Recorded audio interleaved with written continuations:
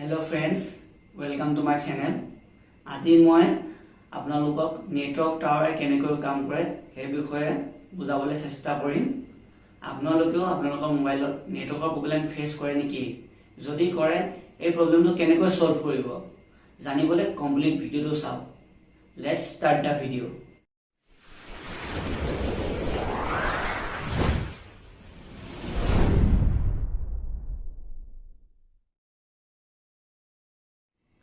এটা নেটৱৰ্ক টাৱাৰত বহুতো কম্পোনেন্টস থাকে। ইয়াৰে মেইন নেটৱৰ্ক কমিউনিকেশনৰ কম্পোনেন্টস কেইটা হ'ল microwave antenna, GSM antenna, কোক্সিয়েল cable, cable bridge আৰু এটা হৈছে ইকুইপমেন্ট শেল্টাৰ ডিভাইডেটৰ। এটা টাৱাৰত মাইক্ৰৱেভ এন্টেনাৰ কাম হৈছে এটা টাৱাৰৰ পৰা আন এটা টাৱাৰৰ লগত কমিউনিকেট কৰা। মই আপোনালোকক ইজিলি বুজাই দিছো। এটা টাৱাৰে আন এটা টাৱাৰক কমিউনিকেট কৰে, সেই টাৱাৰটোৱে আৰু এটা বেলেগ টাৱাৰক কমিউনিকেট কৰে। এনেকৈ প্ৰত্যেকটো টাৱাৰে প্ৰত্যেকটো টাৱাৰৰ লগতে কমিউনিকেট হৈ থাকে। নেক্সট কম্পোনেন্টটোৰ নাম হৈছে জিএসএম এন্টেনা। ইয়াৰ আন এটা নাম হৈছে ৰেক্টেংগুল এন্টেনা। জিএসএম এন্টেনাই ইউজাৰ এজনৰ বিভিন্ন ধৰণৰ ডাটাবোৰ যেনে ইউজাৰজনৰ এড্ৰেছ, ইউজাৰজনৰ কলছ, মেছেজেছ, ফটোজ, ভিডিঅ'ছ, ফাইলছবোৰ কালেক্ট কৰি ইকুইপমেন্ট শেল্টাৰ ডিভাইডেটৰ নামৰ কম্পোনেন্টটোলৈ পঠিয়াই দিয়ে। ইয়াৰ পিছত ইকুইপমেন্ট শেল্টাৰ ডিভাইডেটৰে কোক্সিয়েল কেবল আৰু কেবল ব্ৰিজৰ জৰিয়তে প্ৰসেস কৰি ডাটাবোৰ মাইক্ৰৱেভ এন্টেনালৈ পঠিয়াই দিয়ে।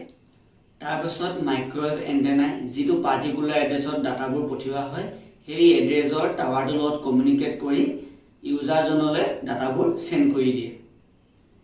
এনেকৈ নেটৱৰ্ক টাৱাৰে কাম কৰে।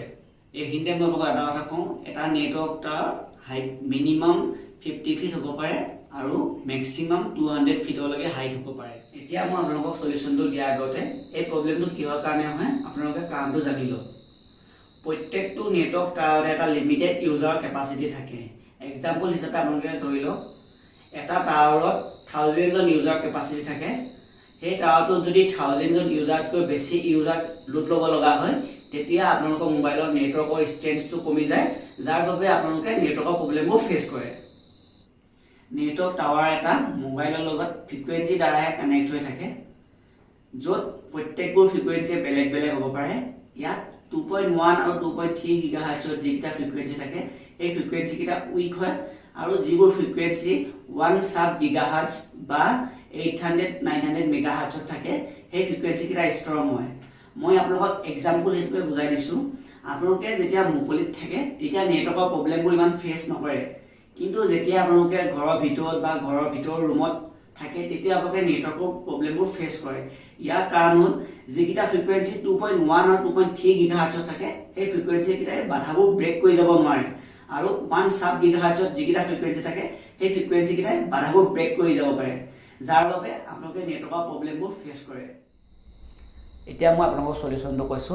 আপোনালোকে নেটৱৰ্কটো ভাল কৰিবলৈ আপোনালোকৰ মোবাইলত যিবোৰ সেটিংস আপডেট কৰে, এপিএন ভিপিএন চেঞ্জ কৰে, এইবোৰ চেঞ্জ কৰি আপোনালোকে আপোনালোকৰ মোবাইলৰ নেটৱৰ্ক কেতিয়াও ভাল কৰিব নোৱাৰে।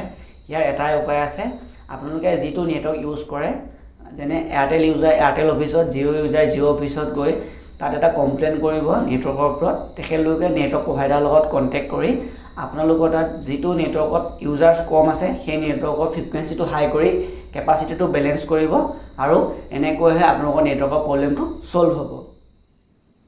প্ৰতিটো নেটৱৰ্ক ছাৰ্ভিচ প্ৰভাইডাৰে সদায় কাষ্টমাৰক ভাল ছাৰ্ভিচ দিবলৈ চেষ্টা কৰে, আৰু ভাল ছাৰ্ভিচ দিবলৈ হ'লে নেটৱৰ্ক টাৱাৰৰ সংখ্যাটো বঢ়াব লাগিব। ধৰি লওক এটা জেগাত ইউজাৰ্ছ বহুত হয়, সেই জেগাটোত আৰু এটা টাৱাৰৰ প্ৰয়োজন হয়, কিন্তু সেই টাৱাৰটো বঢ়াবলৈ তেখেতলোকে পাৰ্মিশ্যন নাপায়। কাৰণ আপোনালোকে জানে যে নেটৱৰ্ক টাৱাৰৰ পৰা ৰেডিয়েশ্যন প্ৰডিউচ হয়, যি ৰেডিয়েশ্যন হিউমেন বডি ইফেক্ট মানে মানুহৰ শৰীৰৰ বাবে হানিকাৰক। সেইবাবে তেখেতলোকে টাৱাৰটো বঢ়াবলৈ পাৰ্মিশ্যন নাপায় আৰু ছাৰ্ভিচটো ভালকৈ দিব নোৱাৰে। এনেধৰণৰ ইনফৰমেশ্যনেল ভিডিঅ'বোৰ পাই থাকিবলৈ প্লিজ মোৰ চেনেলটো ছাবস্ক্ৰাইব কৰি নটিফিকেশ্যন বেল আইকনটো অল কৰি ল'ব। আৰু এই নেটৱৰ্কৰ ভিডিঅ'টোত আপোনালোকৰ যদি বুজাত কিবা অসুবিধা হয় তলত কমেণ্ট বক্সত কমেণ্ট কৰিব পাৰিব।